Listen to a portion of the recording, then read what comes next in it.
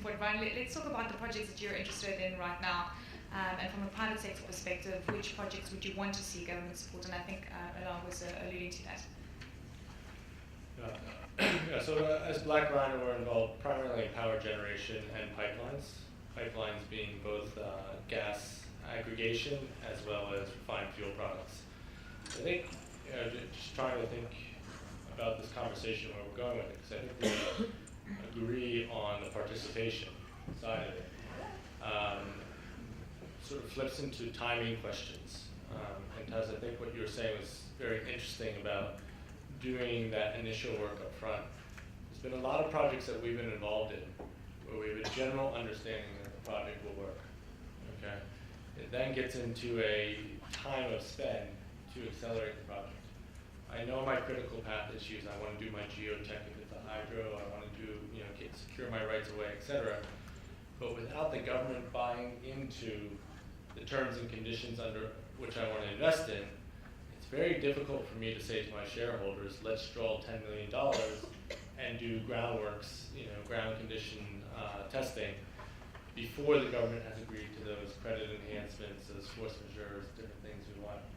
So, we're sort of diving into the previous session, but the way that the funds are being used and the way that I think the gentleman from DEG said these 80 different development funds are being used need to take a different set of risk at the development phase than the private capital does. And while we're seeing certain development money come forward, that's what the two groups are struggling with. Who gets allocated what risk?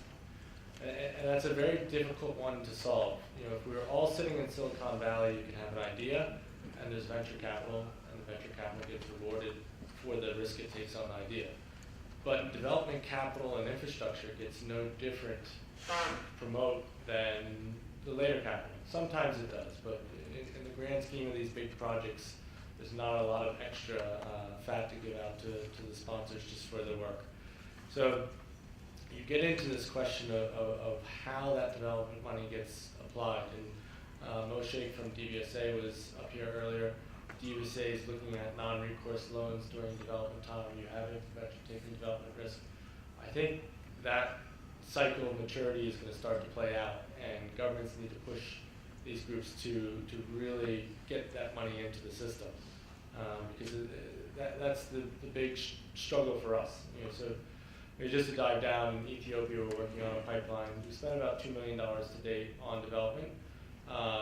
We are very close to getting the agreements that could trigger us to spend $25 million.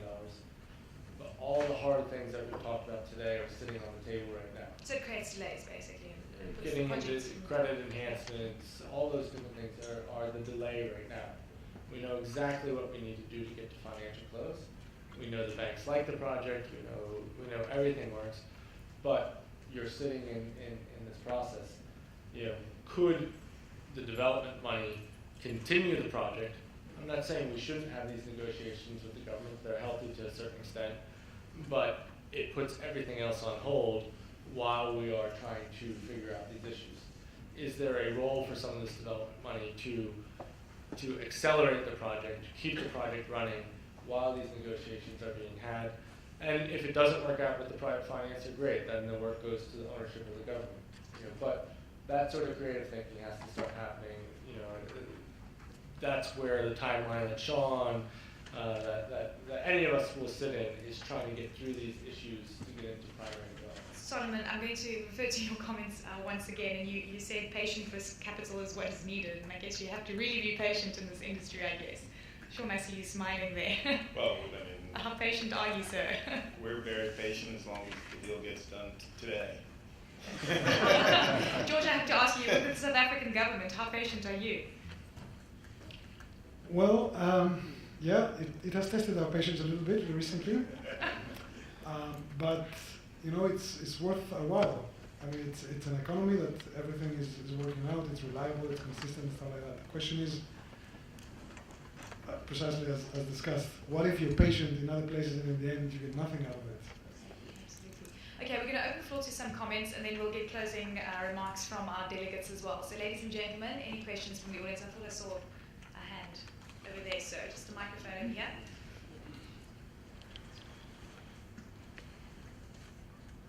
Please introduce yourself.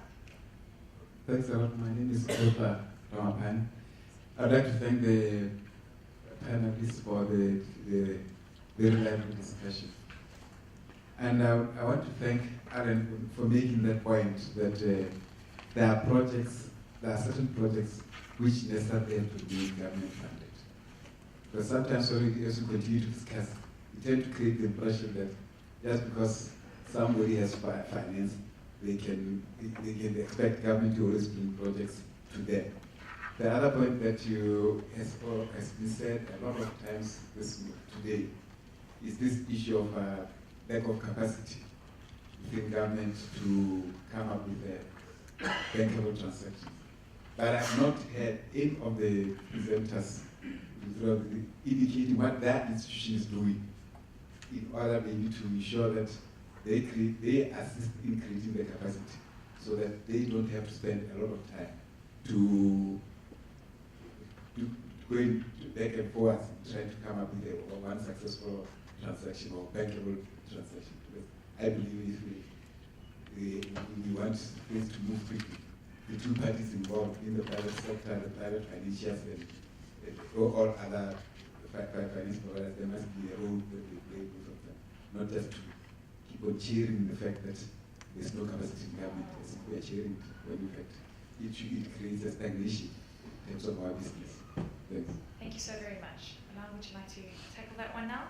Yeah, I could, but it's I'll take one. All right. So I belong to the World Bank Group. I focus on project development, and so my job is to move projects from the private sector side. But we have our colleagues from the World Bank who are working quite actively with governments to build up the capacity to help the government to be able to negotiate these contracts, which are fairly complex contracts. In the meantime, that capacity gap has to be bridged by having very, very experienced advisors assisting governments to negotiate those contracts. And those advisors are expensive, but you need to pay that cost because otherwise mistakes or delays are more expensive than having those advisors advising governments in negotiating the contract. We at ISU in Private Interest, we are almost making a rule, although we don't want to make it a rigid rule, that whenever we get engaged in a project, negotiating across the table from a government, we need to make sure that the government is properly represented by the same quality firms that we also have on our side, so that the deal can not only be fair, but it has to be seen as fair, because sometimes perception is as powerful as the reality. So clearly, that capacity issue is very important. Different institutions are working on that. I'm sure the Africa Development Bank is doing that. Other donors are doing, helping government to build up the capacity, but it's going to take some time. In the meantime, there are ways to bridge. Thank you so much. All And right. it doesn't, sorry, can I add something? And it doesn't work when you take the program of another country, play with it, fiddle with it a little bit, and then apply it to your own, because it just, you create a monstrosity, it's inapplicable, it's not the same dynamics. So that thing which some people are doing right now in Africa needs to stop, and people willing to rethink their own situation and employ. What am I supposed to say there? But I can tell you the following: the renewable energy program of South Africa has been used as the master copy document for many other countries, but some pages were lost in the way. For example, the sovereign guarantee one. Just Imagine that. Yeah. Can I just want to. I'm not going to answer the question. I want to address this point because, I want to get back to what private industry sees as an important issue. The capacity we have as a project criteria that the government has reputable advisors on the other side. That's part of my project criteria that I report to my investors. Why would we do that? Because we think a fair and also perceived fair project is important to the value of our project so that it will stand the test of times, different governments and the like. We're prepared to fund the advisors for the government. No problem. Relative to the project costs, it's not. The issue is I don't want to fund project advisors for the government if the deal's not going to get done. So what Brian was referring to was in terms of capital, there's plenty of capital available. multilaterals, private, there's plenty of capital available to do all of this. The question is are you gonna get projects done? And there are various reasons why projects get done and not, or take 7 or 8 years or whatever. But if we can solve the problem of projects getting done, or prove out projects getting done, there's plenty of capital. Private industry will fund the government's capacity themselves. One thing too, because I think it's very important that governments do fund certain projects, but I think the governments need to become more private-like in their thinking. Okay, so they need to take the opportunity cost of $1 and say, I can only spend it once. How should I spend that dollar? And you see a lot of times where governments will jump to crowd out the private sector, but in my mind it's almost the opposite. So if you look at China, government steps in where private wasn't, and then where private does, it gives the opportunity to. At the end of the day, no source of capital can do everything. So you need bilateral financing, you need government-derived financing, you need private financing. And then the best is to match the risk to those different profiles. And then I think the second point that both Sean and Ellen made was that, having that expertise, it even shocks me when governments don't use the expertise for their own funding requirements. Because at the end of the day, these infrastructures will outlast any government, and they need to stand the test of time. So there needs to be institutions around the infrastructure, and that institution has to survive, because that infrastructure, whether it's a transmission line or something else, will get interconnected into other infrastructure later. So whether it's a port, whether it's a rail, whether it's a power plant, the future infrastructure could be privately financed or governed again, but it needs to interact with that existing infrastructure. So the policies need to be put in place to make that infrastructure institutionalized and long-lasting. And you do find that a lot of times you run into problems where you have a good project, but a project that doesn't integrate into the greater ecosystem of the country. So, I think, I always say I'm good at what I do, I think, but I can't do a lot of what a minister or their team is doing. It's not my expertise. And vice versa, they're not lawyers, and they need lawyers when they need lawyers, and they need all the right help when everyone has the right help. So I think a lot of stress has to be put on getting the right capacity, independent of which way the government moves. Let me second to Alan. African Development Bank does quite a bit in this area, obviously. But also, as Solomon mentioned yesterday, we have Africa Legal Support Facility, through which we support governments to negotiate with the private companies. But in addition to that, our pilot experience with 3 countries through Africa 50, how we did this in the last 6 months, there was no team of the government, there was no team of advisors, there was no team of Africa 50. There was only one team. We decided all together we will make this happen. So we work as one team. And obviously, all of us, we learn a lot during the process.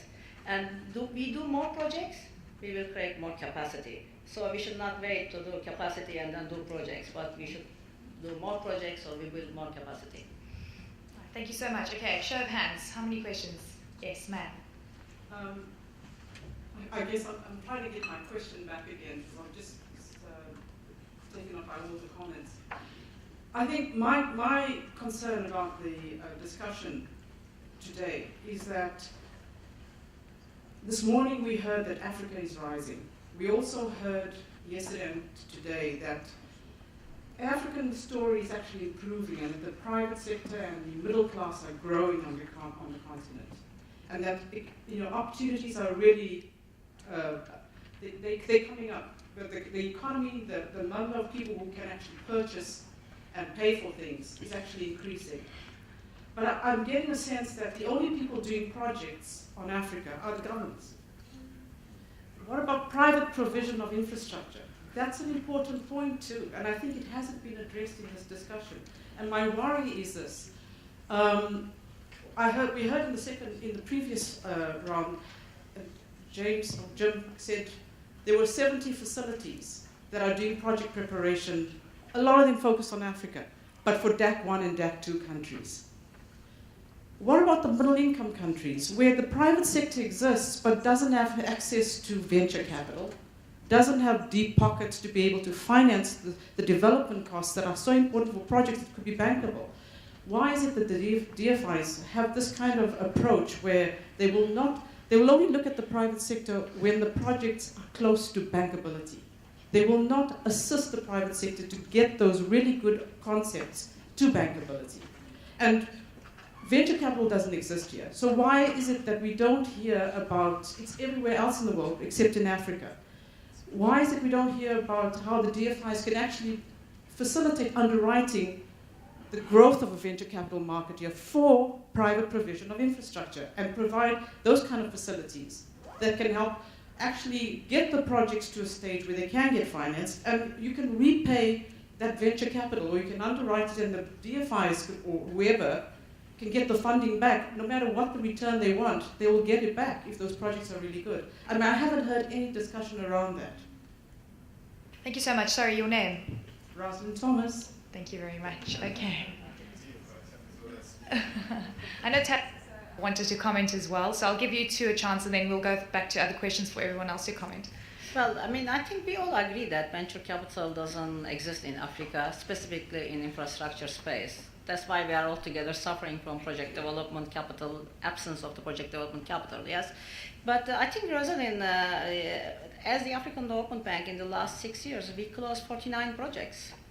They were all either PPPs or IPPs, meaning that we work with private companies.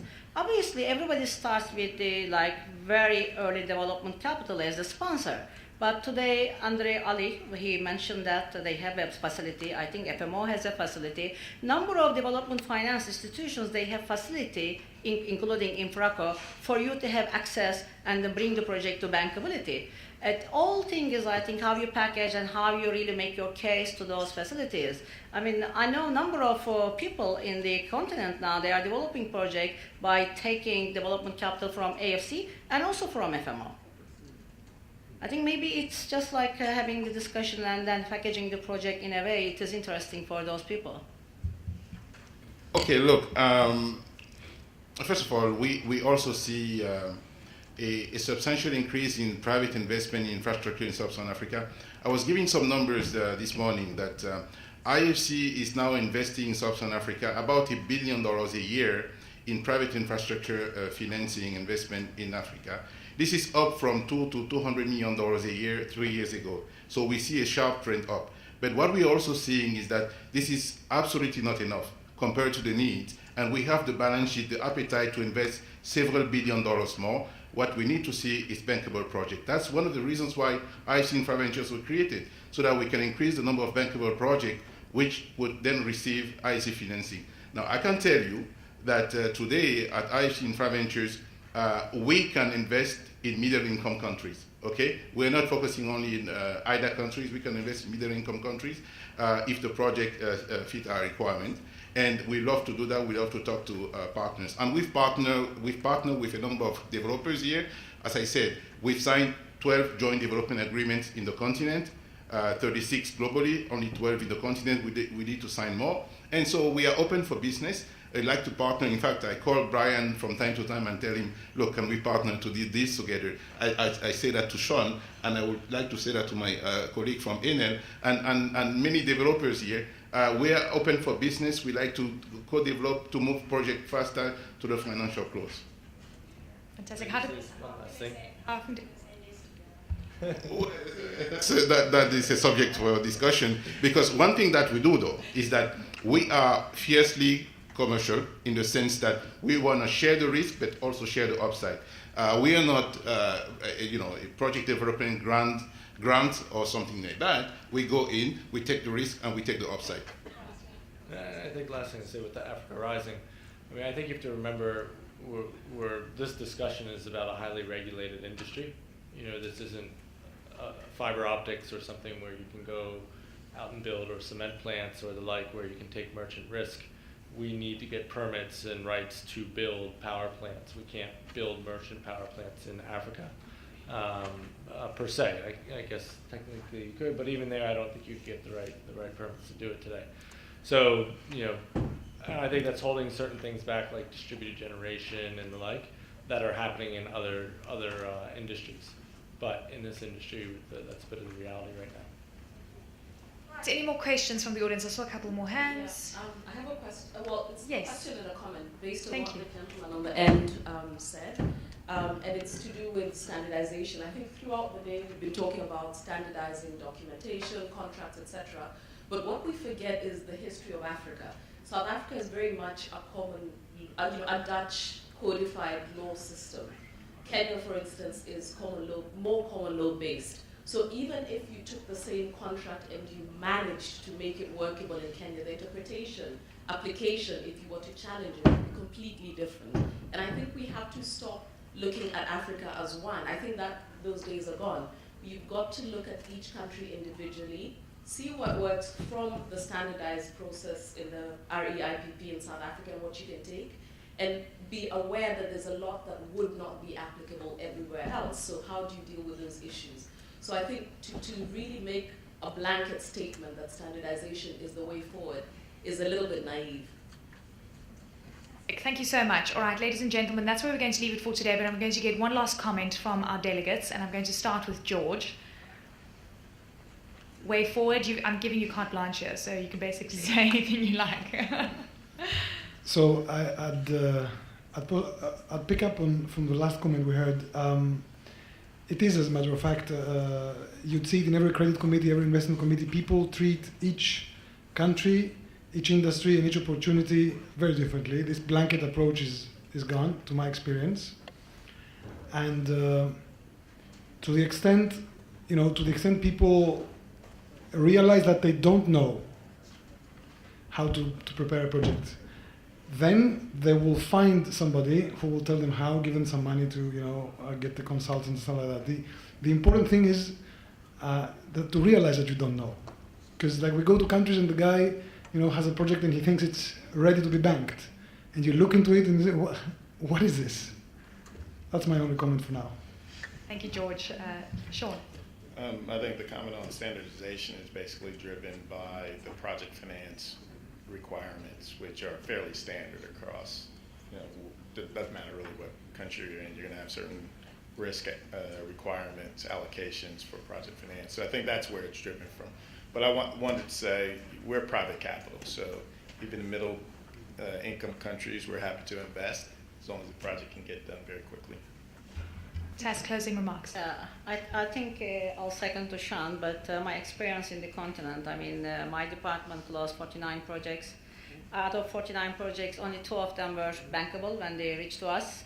The others, we had to do 2-3 years work to make them bankable. And actually, that's why we decided to create the new vehicle, Africa 50. And I just want to clarify one thing. Actually, as of 30th of June, I am the former CEO of Africa 50. I am leaving the platform after working on it for the last 2.5 years. And I will be on this side. I will be doing project development. So it was an interesting for me to hear all this conversation today. I think it's a very good way of starting the new life. Thank you. Brian. Look, I think, this infrastructure, including energy, is incredibly interesting to me, and the reason I went back into it, I think it will determine the winners and losers in Africa, and I think unfortunately it will be winners and losers. At the end of the day, you're going to see large flights of capital into readily investable structures in the energy business, and that's going to drive manufacturing, that's going to drive industrialization, and that's going to drive ultimately the rise of the middle class in different African countries. So it's a very important topic to get right. And I find it very exciting to be part of because the conversations are so critical. But I think it's things we have to keep working on to make sure we do get right. Yeah, thank you. I'm going to finish with an optimistic note here, because I have been doing infrastructure power in Africa for many years, actually maybe 10 plus years. And I remember 10 years ago, 15 years ago, there were actually maybe 1 or sometimes 0 project finance closed every year, okay? So nothing, we would go to the Africa Energy Forum, and then we would say, okay, this year no project has reached financial close. What do we do? So today, at least we have a bit more project reaching financial close, There's still some challenges, but we see a bit more activity in the continent. We see a lot of money coming into the continent. You know, I have a global remit as InfraVentures. When I used to go to Asia or Latin America 10 years ago, nobody wanted to talk about infrastructure in Africa. Today, when I go to these places, everybody wants to talk about infrastructure in Africa. So we see a lot of activity. Now, we have to translate this activity into real project on the ground. But I feel that we are at a tipping point. If the government and us, the developers, the developing financial institutions, continue to work together, we're going to be here in 2 years, maybe talking about 10, 15 projects achieving financial close. That is our hope. Thank you. Fantastic. Thank you very much. Ladies and gentlemen, a round of applause for our fabulous panel this afternoon. Thank you so very much for your insights. Much appreciated. And I hope that you've enjoyed your day listening to all the experts in the industry. Thank you so very much. Doing business in Africa. You can't afford to be without Africa Investor.